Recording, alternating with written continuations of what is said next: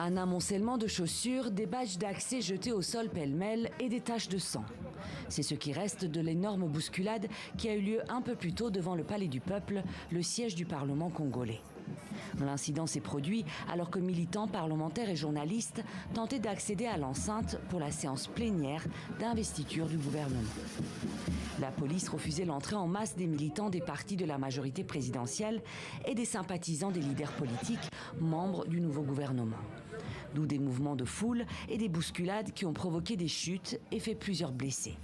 Alors qu'ambulances et véhicules de police les évacuaient vers les hôpitaux, les policiers ont enfin ouvert la grille de l'enceinte du Parlement pour laisser passer la foule. À l'intérieur, les débats tardent à cause de l'absence de plusieurs députés bloqués à l'extérieur.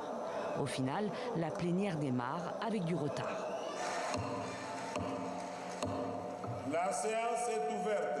Tout à l'heure, on a frôlé la catastrophe au niveau de la porte d'entrée Camagnola.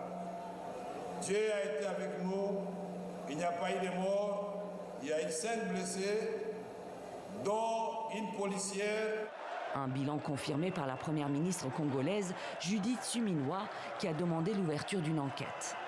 En arrivant tout à l'heure, j'ai été informée d'une bousculade à l'extérieur causant 5 blessés, dont une policière.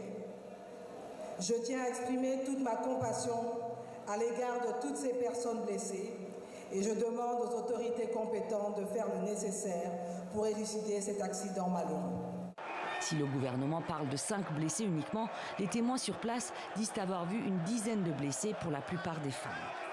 Ce mardi, la cacophonie a également régné à l'intérieur du Parlement, où les cris et les chants des militants ont perturbé la tenue d'une séance sereine.